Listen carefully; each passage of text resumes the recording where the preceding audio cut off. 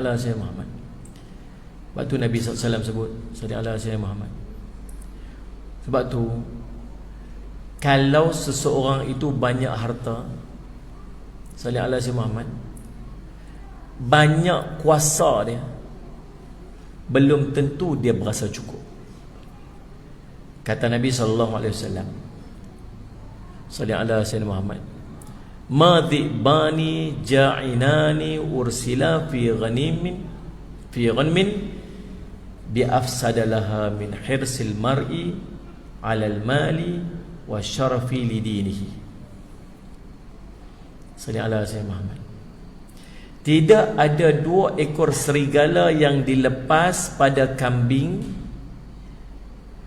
lebih merosak,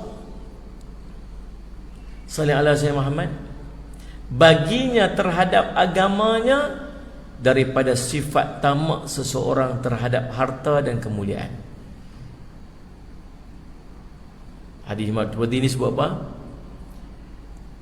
Orang yang tamak harta, tamak salli ala Sayyidina Muhammad, harta, tamak dengan kemuliaannya, akan merosakkan agamanya lebih rosak daripada 2 ekor serigala yang dilepas kepada sekelompok kambing. Kalau kita lepas 2 ekor serigala dalam sekelompok kambing ni pun rosak habis dah. Orang yang bangkit setiap hari duduk fikir tentang akhirat, duduk fikir tentang dunia, duduk fikir duduk cari harta dia, tu lagi rosak pada agama dia berbanding dengan kiham.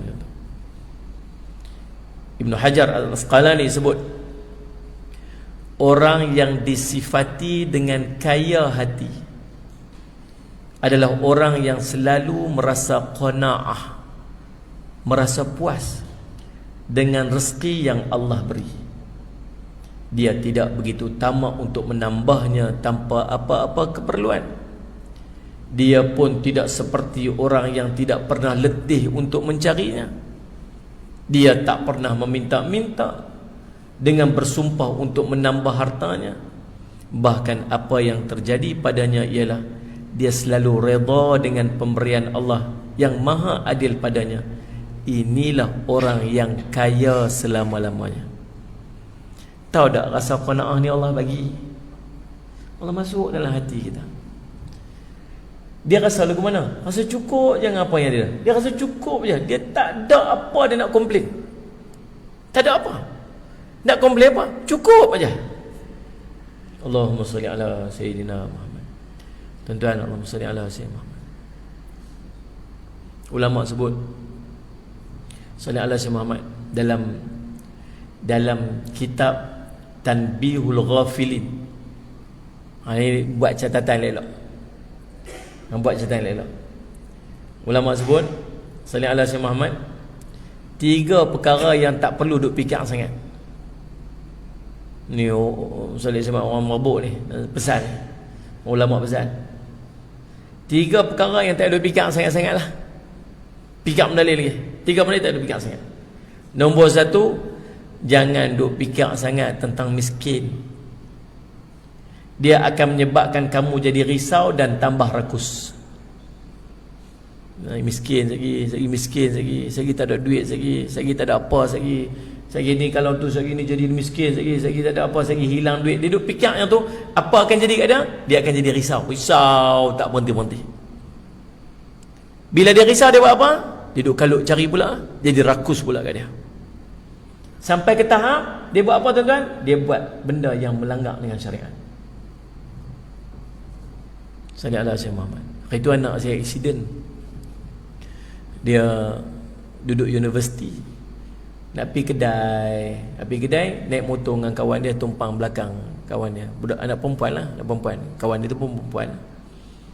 Kawan dia kata jom pergi kedai, dia kata dia malas nak pergi, tapi dah teman kawan tu, kawan rumah dia, jom lah pergi sekali.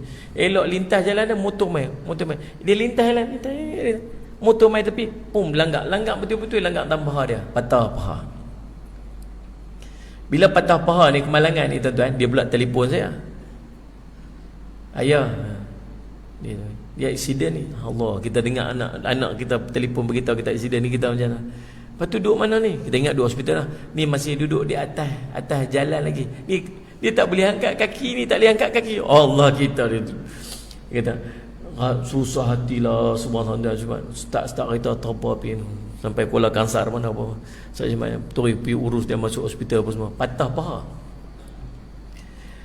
Bila patah paha ataupun bila kemalangan ni timpa musibah ni, kita berasa macam apa? Kita rasa macam ujian mai kat kita. Bila ujian mai kat kita tuan-tuan, waktu tu ada dua benda je. Satu, kita nak meratuih dengan ujian tu. Satu lagi, kita nak redha dengan ujian. Kalau kita meratuih dengan ujian, pasal apa ni, awak ni, lagu ni, pasal apa, satgi tuan-tuan tengok akan mai lagi satu ujian yang akan memberatkan lagi. Sungguh dia mai ujian lagi. Apa dia? Ni Encik Jafri ke? Ya saya. Encik, dalam kes ni kami nampak ni lawyer depa. Dalam kes ni kami nampak memang kesalahan ni pada anak ni. Pada motor ni sebab dia melintas, dia tak tengok apa semua. Saya kata anak saya duduk belakang. Dia apa kaitan? Dah dia pandai beli apa semua. Cumanya satu cara je kami boleh buat. Apa dia? Kami boleh nanti kita pergi bincang balik dengan orang yang langgar tu, dia mengaku salah, kemudian nanti Ustaz Syamad insurans ni akan bagi dekat ni apa semua, nanti kita bagi seorang sikit sedih. Habis tu nak buat macam mana? Jadi kita terpaksa tipu sikit lah.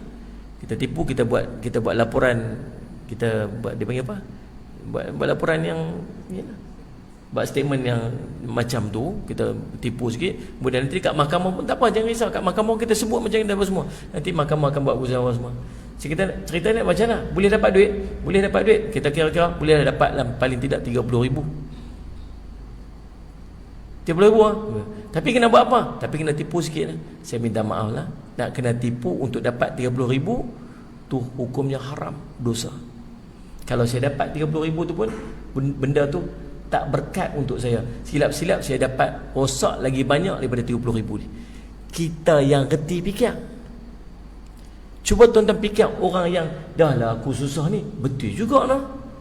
Paling tidak anak aku dah patah kaki, paling tidak dapatlah 30,000 dekat dalam tangan daripada tak dapat apa langsung. Fikir tak fikir ni? Faham tak faham sudah cerita apa ni? Ujian mai waktu tu. Satu benda je, tipu. Alhamdulillah waktu tu saya ambil keputusan, saya tak mau. Tapi dia telefon tak berhenti. Saya nak pergi jumpa ni, saya nak beritahu, you don't understand, I will explain it to you. Tak apa, I understand enough. Faham dah? Tak apa dia kata, tak, orang ni pun dah dia setuju untuk, ya dia setuju, tapi betul tak benda jadi macam tu? Tak. Maksudnya dia kenapa? Dia kena tipu. Still nipu. Tak apalah, saya katakan anak saya, tak apa, Allah akan bagi ganti yang lebih baik. Daripada kita dapat 10,000 ke 20,000 ke 30,000 tapi hilang berkat, nak buat apa? Sila-sila Allah cabut yang lain lebih dahsyat daripada yang lain. Faham tak tuan-tuan saya cuma? Jaga ujian mai. Sebab tu lagi Allah nak bagi pahala besar kat kita, ingat ujian pun besar. Dia mai. Allahumma salli alaihi tuan-tuan. Jadi tak usah duk fikir jatuh miskin. Tak usah duk fikir miskin. Kalau kita duk fikir nanti miskin, menyebabkan kita dirisau dan tambah rakus kita, dan akhirnya kita mampu untuk buat benda yang tak sepatutnya kita buat. Tuan-tuan ingat orang yang duk ambil rasuah tu, ingat dia miskin ke? Betul tak ni? Kerja kerajaan, pangkat ada. Kalau tak ada pangkat, dia tak ada lah nak sampai ke tahap macam dia boleh buat keputusan apa-apa sebagainya. Maksud dia secure dah, income dia secure dah. Kalau apply loan confirm dapat lah. Kita macam ni bagi lah apply loan, kata gerentor apa? Duit pun tak ada. Saya mana ada payslip mana ada. Saya beg pun tak ada tuan-tuan. Pergi beli makan buat keluar sampul surat tu pun kalau tuan-tuan bagi. Kalau tuan-tuan tak bagi, tak ada. Nak apply loan dah, cari gerentor. Dia dah kerja kerajaan dah, secure income dah. Takut apa? Tapi pasal apa dia mampu buat tu? Maksudnya dia masih mengharapkan sesuatu yang lebih besar daripada apa yang dia ada. Tak ada qanaah.